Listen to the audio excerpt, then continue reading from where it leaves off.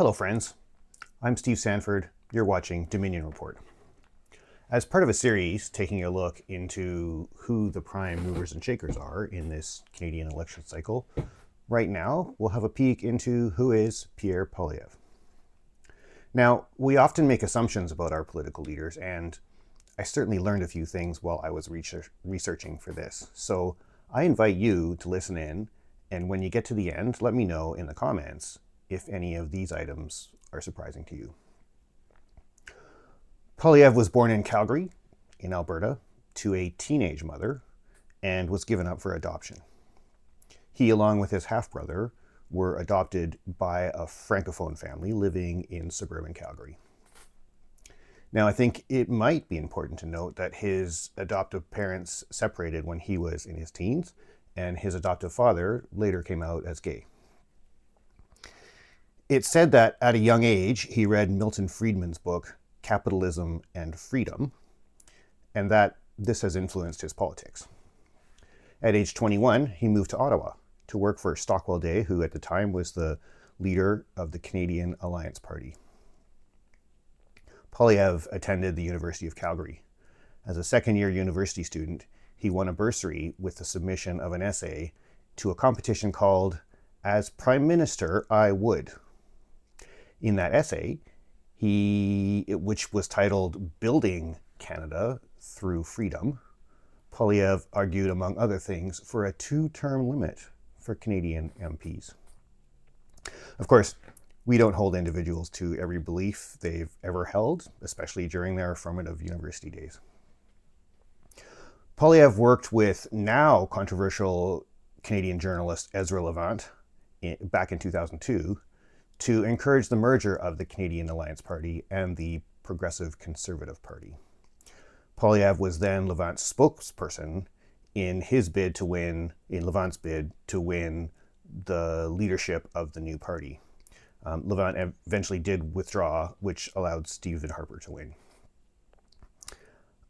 Ezra Levant himself has gone on to become founder of controversial Rebel News, which is a far-right publication that has been referred to as the Breitbart of Canada.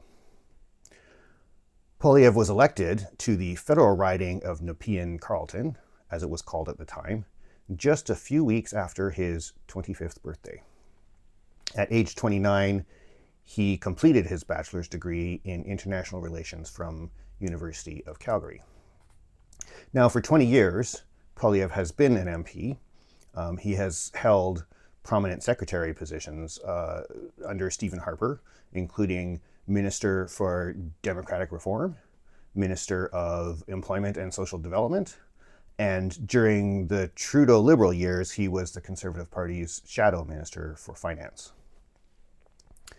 Knowing that Poilievre comes from the Reform and the Canadian Alliance side of the current Conservative Party, and with his landslide election win as their leader, the Conservative Party leader in 2022, demonstrates that the current party makeup is much more reform than it is old school progressive conservative Joe Clark style Canadian Tory.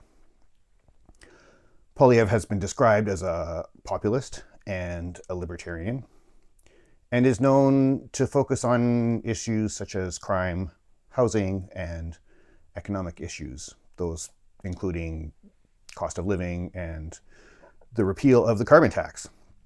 Side note here, watch for my video on the conservative slogan Axe the Tax and how it has been applied to the carbon tax. I'll put a link below in the comments once that video becomes available.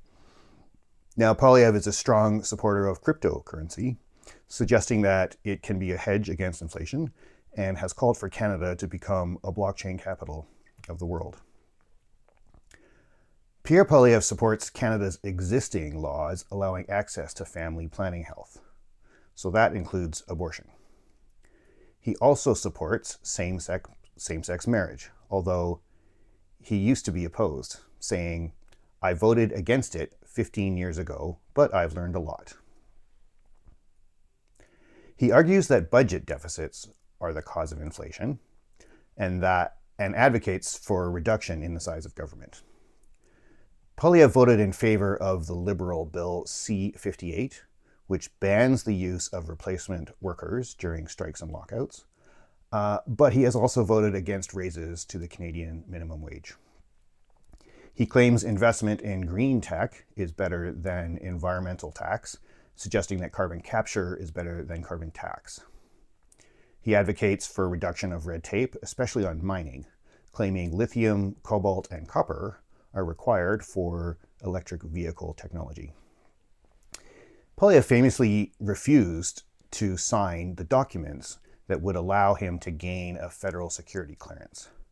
This is a fairly complex topic that involves more than probably what you see in the headlines, so watch for a separate video on this topic coming up soon. He is a supporter of Ukraine in their fight against the invading Russian army, and he has suggested increasing immigration from Ukraine to Canada. He has condemned Hamas and has advocated for Israel's right to defend itself.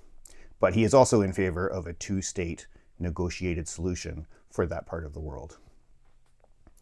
Poilievre is in favor of retaliatory tariffs against the US-initiated trade war, and when asked about Donald Trump's call for Canada to be the 51st state, has publicly stated that Trump should back off.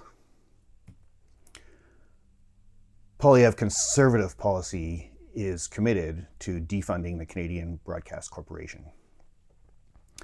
He has been criticized by journalists for ignoring or downplaying the threat of tariffs and the threat on Canadian sovereignty for coming from south of the border. I hope that this summary has been helpful. I will be creating a video each for Mark Carney and Jagmeet Singh, and those links will go into the comments once those videos are available. In the meantime, stay calm, stay strong, and elbows up.